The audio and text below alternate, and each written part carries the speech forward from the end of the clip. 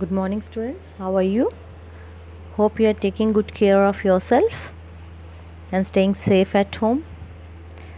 Today, we are going to start a new chapter, The Thief Story, of our book Footprints Without Feet. This story is about a boy, Anil. He's a young man and he is cheated by another young boy. He betrays his trust. But later on, his conscience pricked him and he returns back. And then let's see what happens in the story. How does the master Anil he treats him? Let us start the story. A young boy makes friends with Anil. Anil trusts him completely and employs him. Does the boy betray his trust? अब इस story में हम ये देखेंगे. Let's read the questions, read and find out who does I in the story. Who is I refer to in the story. What is he a fairly successful hand at? What does he get from Anil in return for his work? Let us start the story. Here the narrator is narrating the story. Means narrator is a thief. I must tell you before so that it will be easier to understand. I was still a thief when I met Anil, and though only 15, I was an experienced and fairly successful hand. So the narrator he says he was a thief when he met Anil, and he was though only 15 years old, but he was very much experienced and fairly successful hand. Means he had a very good hand in that profession. Means वो बहुत ही अच्छा अब चोरी करने लगा था. हाथ की सफाई उसे बहुत अच्छे से आती थी. Anil was watching a wrestling match when I approached him. He was about 25, a tall, lean fellow, and he looked easygoing, kind, simple enough for my purpose. I hadn't had much luck of late and thought I might be able to get into the young man's confidence. Now Anil, he was watching a wrestling match when I means that narrator thief है जो वो उससे मिला. जब approach means approach होता है किसी से मिलना.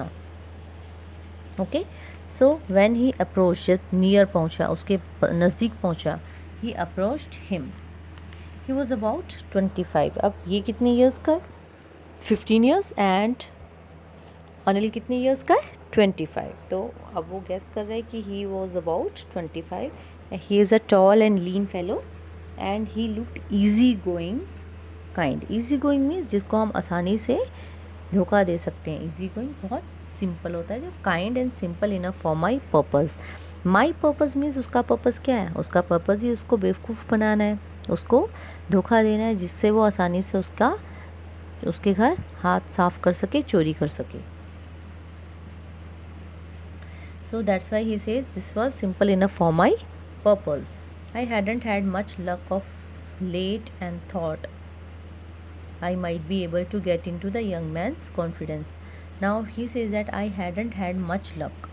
अब इतना लक जो कहते हैं कि इतना लेट लक नहीं था, एंड वो सोचता है कि I might be able to get in to young man's confidence, और मैं उसको अपने कॉन्फिडेंस में जल्दी ही ले लूँगा.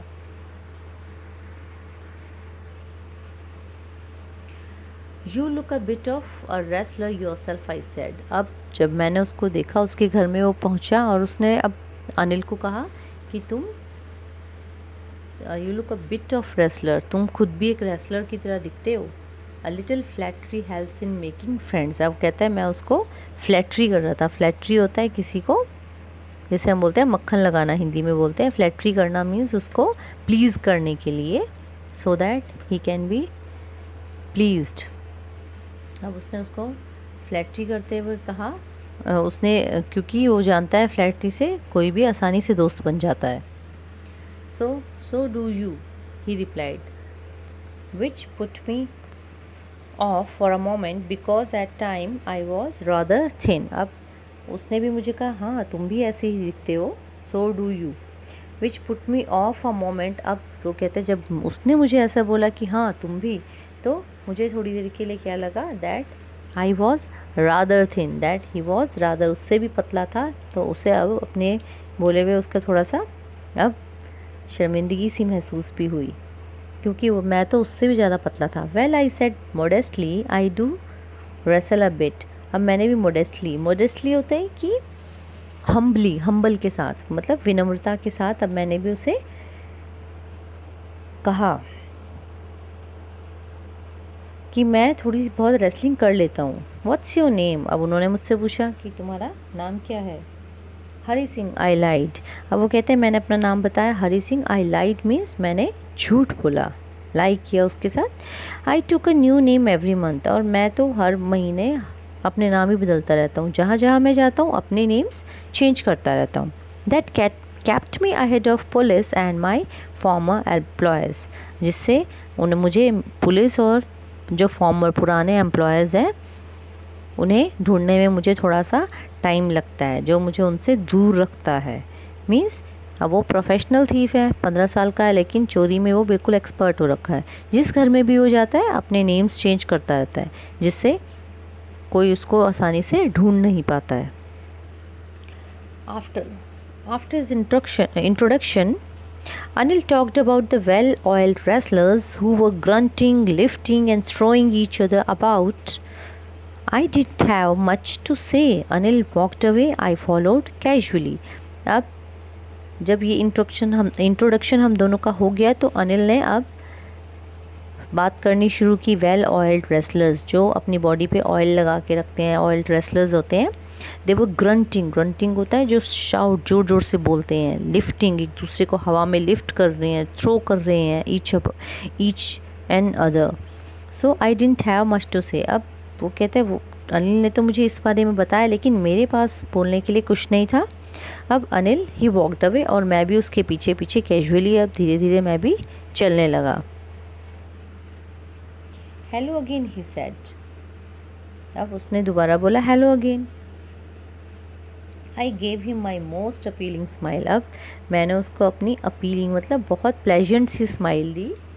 आई want to work for you, I said. और मैंने कहा मैं प्लीज़ आपके साथ काम करना चाहता हूँ। Then he says but I can't pay you, लेकिन मैं तो तुम्हें कुछ पे सैलरी दे ही नहीं सकता हूँ।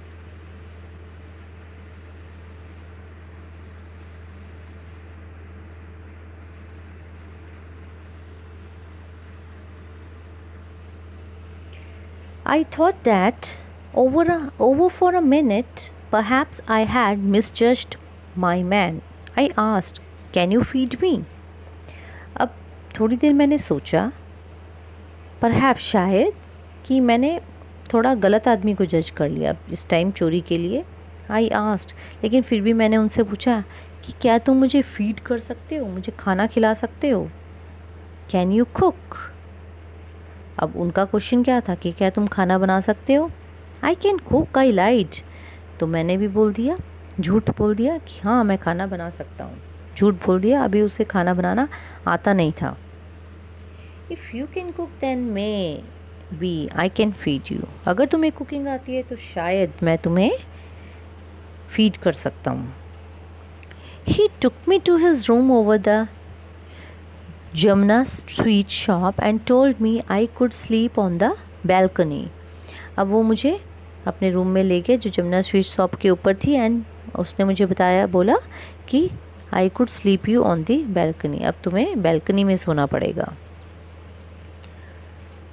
But the meal I cook that night must have been terrible. लेकिन जब उस रात जो मैंने खाना बनाया वो इतना ज़्यादा टेरिबल था, इतना ज़्यादा बेकार था, बिकॉज वो ज़रूर बहुत ही बेकार था। इट मस्ट बी, वो पक्का बहुत बेकार बना होगा, because Anil gave it to a stray dog and told me to be off. क्योंकि उसने अब वो जो खाना था वो किसको दे दिया? गली के जो स्ट्रीट डॉग्स थे उनको दे दिया था। उसने खाना खाया ही नहीं, और उसने वो जो खाना था उन कुत्तों को खिला दिया और मुझे वहाँ से जाने के लिए कह दिया, to be off. But I just hung around smiling to my most appealing way and he couldn't help laughing. लेकिन मैं तब भी वहाँ से गया नहीं, एंड मैं अपनी अपीलिंग स्माइल देते हुए वहाँ पर अड़ा रहा और वो भी मुझे देख के हंसे बिना नहीं रह सका और उन्होंने भी मुझे फिर Later he patted me on the head and said never mind. Now he patted on my head, प्यार से पैट किया and said never mind. He would teach me to cook and क्या कहा कि मैं तुम्हें खाना बनाना सिखा दूँगा. He also taught me to write my name and said he would soon teach me to write whole sentences and to add numbers. Now he also taught me how to write and said he would soon teach me, and he told me that he would teach me the whole sentences, पूरे sentences सिखाएंगे and how to add numbers ये भी सिखाएंगे. I was grateful, इसके लिए मैं उनका बहुत ज़्यादा शुक्रगुजार था. I knew that once I could write like an educated man, there would be no limit to what I could achieve. मुझे भी पता था कि अगर मुझे एक बार लिखना पढ़ना आ गया एजुकेटेड मैन की तरह, तब तो मैं बहुत अच्छा प्रोफेशनल थीफ बन सकता हूँ. मतलब मेरे काम में मैं और ज़्यादा परफेक्शन ला सकता हूँ अगर मुझे लिखना पढ़ना भी आ गया तो. It was quite pleasant working for Anil.